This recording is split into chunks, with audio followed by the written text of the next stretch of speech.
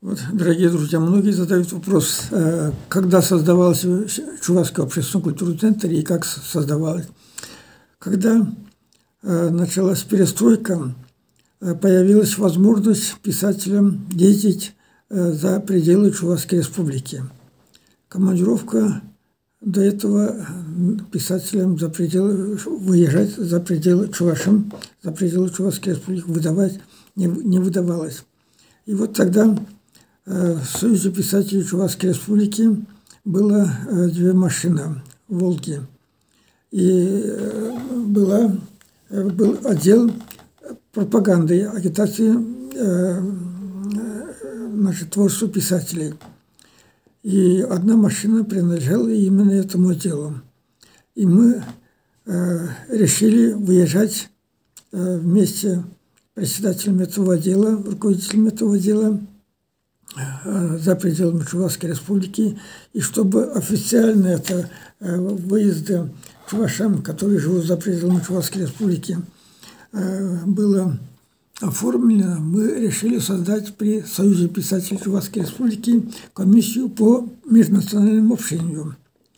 Это по моей инициативе было создано. Естественно, меня избрали председателем этой комиссии.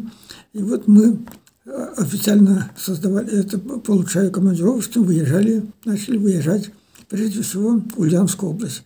Почему Ульяновская область нас интересовала? Симбирская чувашская школа, судьба Симбирской чувашской школы. И, что греха таить, первые известные деятели, особенно литературы, были именно на территории близ из сел, которые в округе Симбирского, Ульяновска. Васяниси нас интересовало. Это, прежде всего, очень интересно. Это одна из первых писательниц.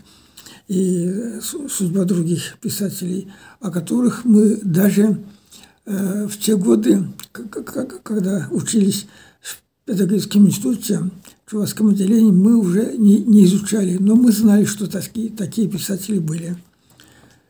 И поражало меня то, что в том доме, где имеется хоть одна чувашская книга, дети и вся семья общалась на родном языке.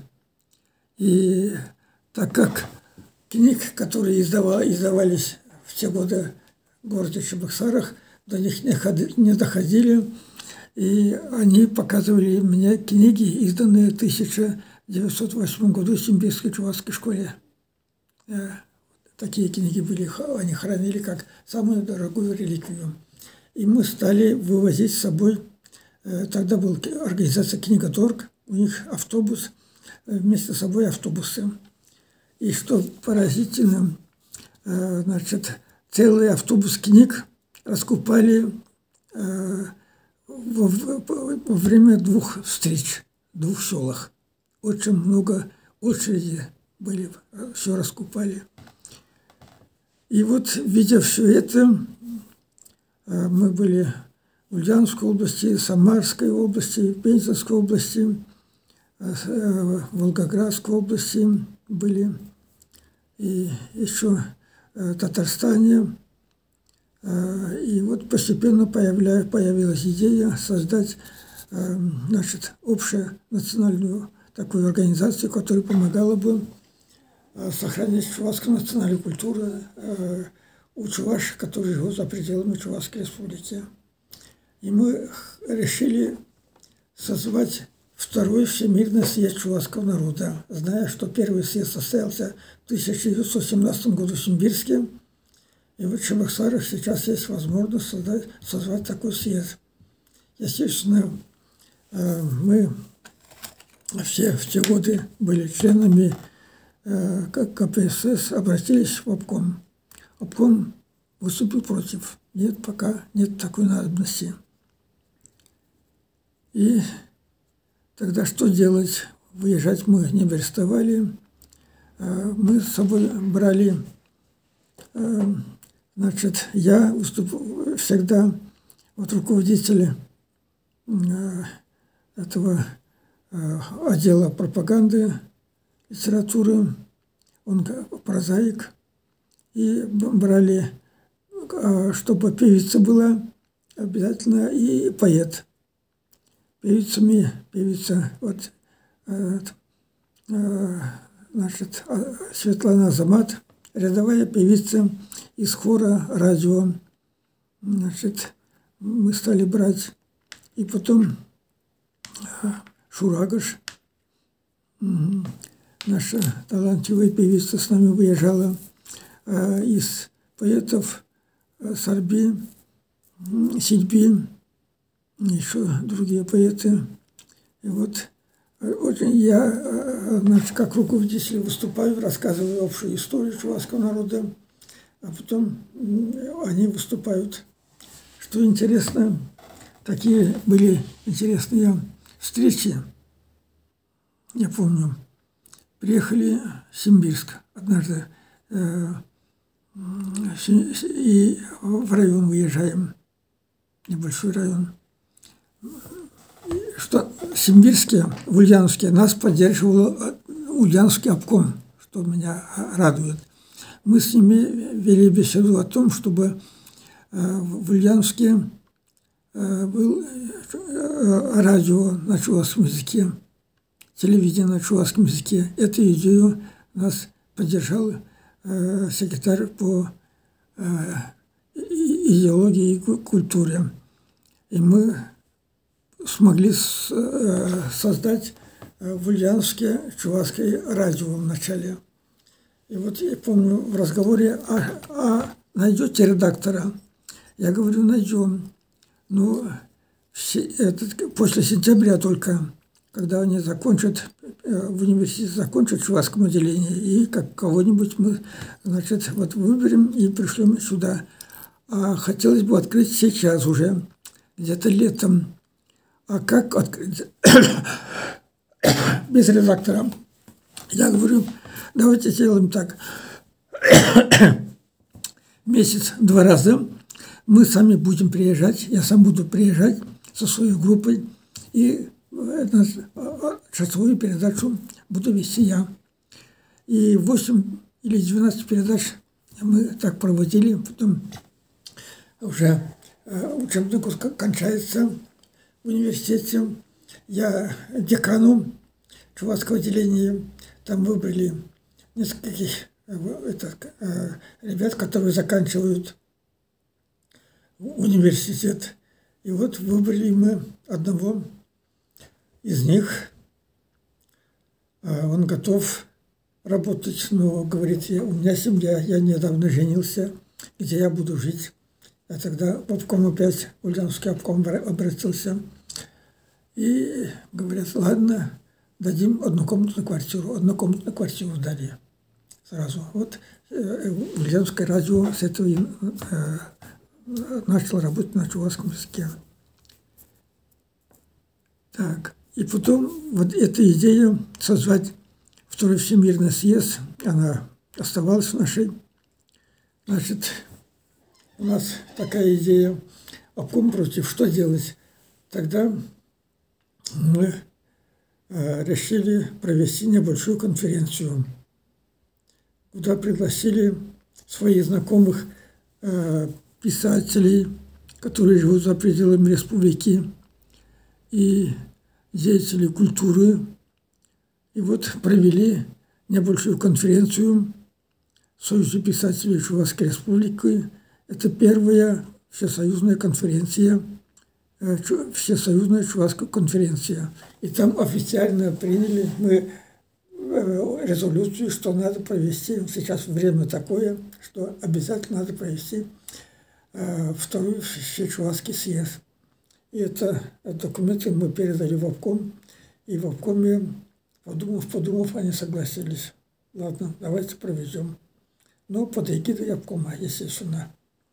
И вот мы в декабре 1989 года провели Второй Всечувашский съезд, и там решили созвать, очень хороший такой съезд был, из многих областей республик представители приехали. И что интересно, приехали не просто вот деятели культуры, а приехали даже работники, партийные работники приехали, заведующие отделами приехали. И потом тогда нас вначале поддержал нас первый секретарь обкома Петров, поддержал. Но потом получилось так, что Петров вынужден был уйти. Шуршанов стал первым секретарем. Его этот вопрос не интересовал. А Петров был председателем президиума Верховного Совета. И делегацию приезжих деятелей культуры, которые приехали из-за пределы республики, он принял вместе, и я вместе с ними. Я помню, это был очень хороший такой добрый прием. И вот мы решили создать на этом съезде Чувашский общественно-культурный центр. Естественно, избрали меня председателем будущей этой организации. И 20 декабря 1989 года я уже приказ номер 1 пишу. Согласно протоколу номер 1 совместного пленума правления Чувашского общественного культурного центра ревизионной комиссии начинаю работать председателем правления Чувашского общественного культурного центра сегодняшнего дня, написал. Это книга приказов. А потом вот именно стараниями Петрова тогда помещение нам надо. И первые помещения нам дали здание Дома печати на 8 этаже. Одна комната была. И потом 26 февраля 90 года под номером 41 вышло постановление Совета министров Чувашской АССР. Совет министров Чувашской АССР постановляет утвердить прилагаемый устав Чувашского общественно-культурного центра. Да, мы устав, все это написали, показали это. Второе. Исполкома Чебоксарского городского совета народных депутатов решить вопросы размещения центра. Третье. Войти в Совет министров СССР ходатайством об освобождении Чувашского общественно-культурного центра от уплаты в государственный бюджет подоходного налога и других видов платежей и сборов. Председатель Совета министров Чувашской республики Зайцев, управляющими делами Совета министров Чувашской ССР Митрофанов. Подписали, печать поставлена. Вот такое постановление. И тогда как раз шло ликвидирование районных отделов КПСС, и нам дали помещение на 3-м этаже, правое крыло, значит, Московского райкома КПСС. Вот очень хорошее помещение. Мы там начали работать. Стали издавать, нам решили издавать газету «Вутях» на чувашском языке, журнал «Пиге», женский журнал, так как уважение к женщинам в нашем обществе всегда было высокое, и это довольно был журнал «Армия», все это. И потом детский журнал «Пудине» мы решили издать. И там внизу, в том же здании Московского райкома КПСС был большой зал. Мы там решили создать, значит, это концертные программы, концертные 2 ансамбля и даже 2 театра. Зная, что это театры, которые в 70-е годы выезжали за пределы республики, перестали выезжать за пределы республики. И вот наши театры стали выезжать за пределами республики. И вот начали работать как Чувашский общественно-культурный центр. Вот другой приказ. Значит, 14 мая 1990 года нам бухгалтер нужен Василию Риму Гурьевну временно до установления должности на полной ставке назначить 14 мая текущего года бухгалтером-кассиром правления Чувашского общественного культурного центра на половину ставки 90 рублей. Подписываю. Самое главное, тогда бухгалтера долго искали. И другой уже приказ председателя управления Чувашского общественного культурного центра тоже установить какой-то оклад другим работникам. Вот постепенно мы начали работать. И нам хотелось, естественно, открывать отделения наши. В Ульяновске открыли отделения все стали открывать на основе нашего устава. Во все отделения, где открывались, значит, такие отделения Ульяновского отделения Чувашского общественного культурного центра называлось. И потом отделения вот в районах тоже открывали. Помню, первое такое отделение в Урнарском районе. Анатолий Хом очень старался, такой был талантливый писатель. Он был председателем Бурнарского отделения Чувашского общественного культурного центра. Помню, обратились чуваши, живущие в Удмуртии. Туда поехали. Удмуртское правительство с добрыми пожеланиями нас приняло, открыли. В Татарстане, Мариэл открывали. И в других областях стали открывать такие отделения. И самое далекое отделение это было Мурманское отделение. Туда ездила Роза Ивановна Шевелебия. Открыли тоже. И в республиках, в других республиках мы открыли и в Крыму, на Украине, в Белоруссии. И в Эстонии я ездил, в Эстонию открывать отделение. Эстонское правительство очень хорошо приняло тогда, помещение дало для чувашского отделения. И все эти отделения открывались на основе нашего устава, то есть устава Чувашского общественного культурного центра. Устав был напечатан в газете, нашей газете «Вудях». Газета наша выходила на 32 страницах выходила. И, естественно, нам хотелось, чтобы наша газета распространялась, так как мы называли его, значит, это союзного масштаба. Я поехал в Москву, Министерство печати СССР. И тогда министром работал бывший очень хороший журналист, бывший работник в газете «Правда». Он меня хорошо знал, так как я в те годы активно печатался в газете «Правда». И вот он воспринял положительно наше желание и зарегистрировал наши издания, газету «Вудях», журнал «Пиге» в своем министерстве. И мы могли распространять наши печатные органы по всему Советскому Союзу. И на самом деле в начальный период нашу газету, особенно в Вудях, выписывали даже на Камчатке. Много было писем.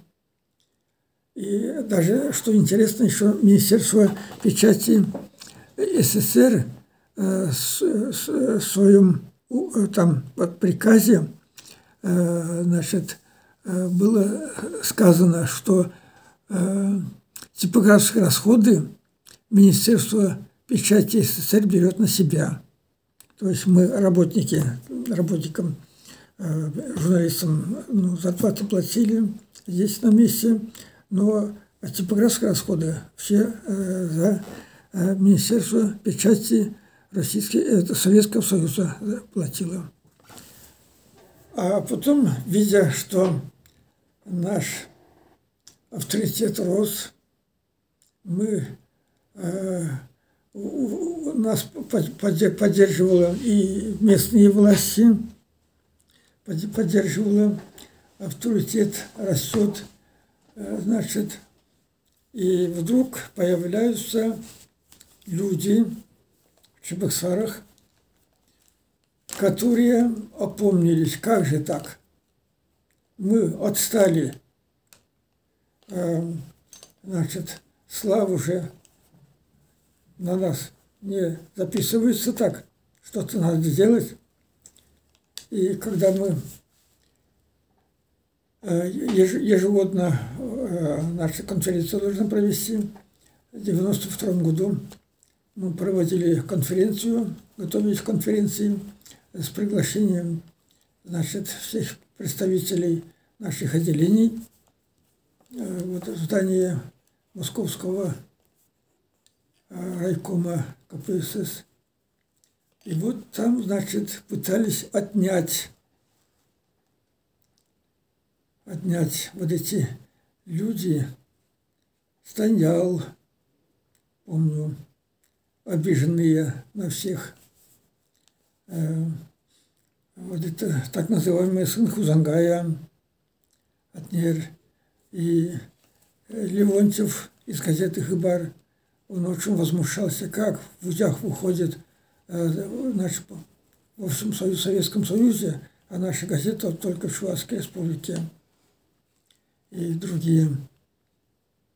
Они там, в общем, была такая, хотели закрыть и Чувашский общественный культурный центр, пытались отнять там, печать отнять, но было такое, об этом газеты писали, даже у нас в книге есть это. И у них ничего не получилось. И впоследствии эти же люди, они были,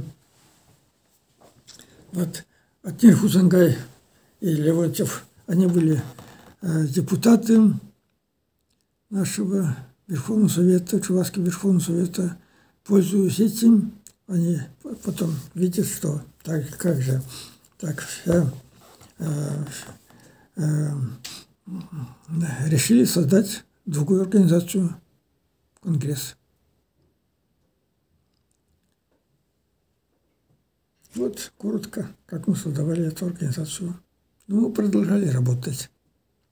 Естественно, я на Конгресс не ходил, зная, Конгресс – это уже совсем другая организация, это уже властные структуры создавали из каждого района, значит, выбирали людей и конкретными задачами. Там не должен быть Юхма, его сторонники. Значит, а потом, когда представители других регионов стали вопросы задавать, почему здесь нет Юхма и из Чувашского общественного культурного центра, они говорили, что Юхма и другие представители Чувашского общественного культурного центра народом не избраны на наш съезд. Они хотели, идея была мне очень интересная. Очень интересная. Они решили захватить сразу власть в Чувашской Республике. Атнера Хузангая объявить президентом, Петя Краснова премьер-министром, и уже расписали все должности, кто министр, кто заместитель министра, кто там Станьял должен быть руководителем университета. Все это было вот. И сказать, конечно, не хочется. На четвертый день выйти из весь Конгресс, значит, на улицу и разогнать Верховный Совет, занять их места. Такой список был. Этот список попал в мои руки тоже. И вот об этом узнал и председатель Верховного Совета, президиум Верховного Совета тогда. И на четвертый день их уже в зал не пустили.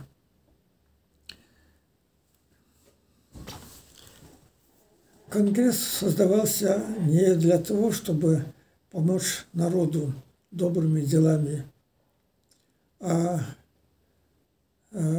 Конгресс создавался для того, чтобы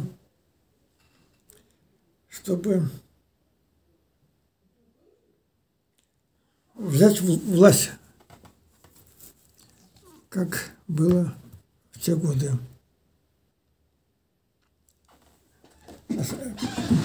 Найду один документ. Здесь. Я видел даже. Это Чувашин. Чувашский национальный конгресс на международной арене называется. И вот что конгресс, чем занимается?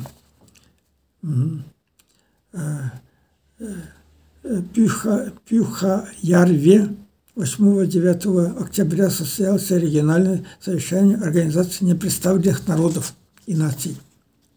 В обоих этих мероприятиях участвовали делегаты Чувашского национального конгресса, вице-президента Атнера Хузангая и члена президиума Алексея Леонтьева. И что они там требуют? Значит, выступили против об агрессивных действиях России против Чеченской Республики, Ичкерия.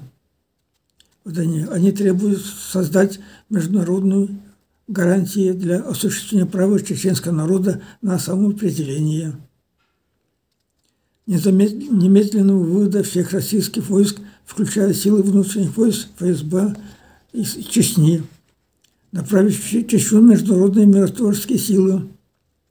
Вот они чем занимались все годы.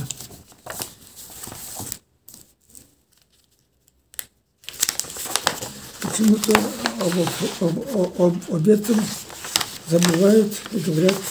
И потом стали записывать все наши открытые отделения на себя, будто бы это Конгресс открывал. Вот я вспоминаю, как мы открывали отделение в Москве. Я поехал, еще несколько человек поехали в Москву. Поговорили с руководством города Москвы, что вот хотим созвать чувашивших в городе Москве. И вот помещение для этого. Ну, помещение они не отказали, но как-то вот через некоторое время. Тогда я, как писатель, обратился к руководству этого писательского дома. И они нам помещение дали, мы провели первый съезд чуваш, живущих в Москве, помещение Союза писателей СССР. Избрали руководителей, эти фамилии известны. А вот нынешний руководитель должен знать тех людей, которые вот были первыми руководителями. Все это хорошо знает вот москвич, который живет все время в Москве, автор книги «Мы чувашского рода племени» Гурий Крылов. Гурий Крылов. Он участвовал как раз в всех наших первых мероприятиях.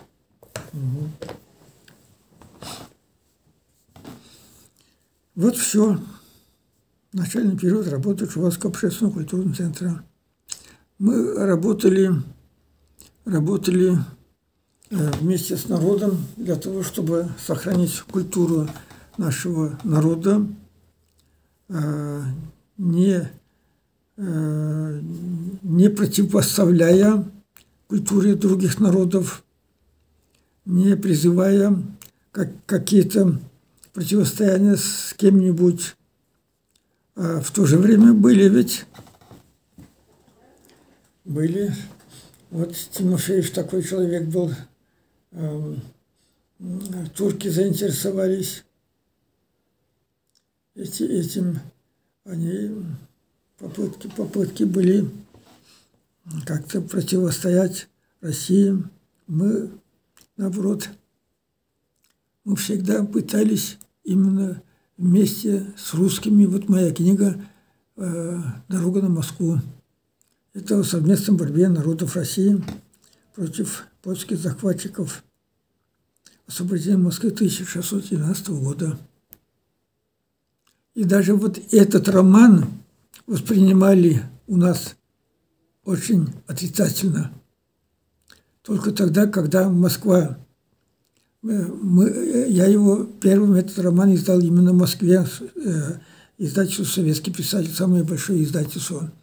Только тогда, и когда журнал «Коммунист» этот роман вместе с лучшими романами, советскими романами, значит, доброе слово сказал, только тогда перестали критиковать этот роман.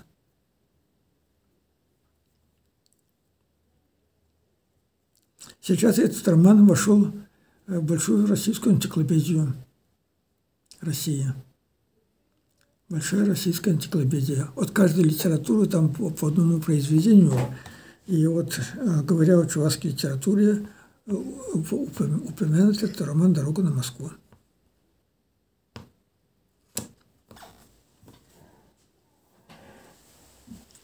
Все.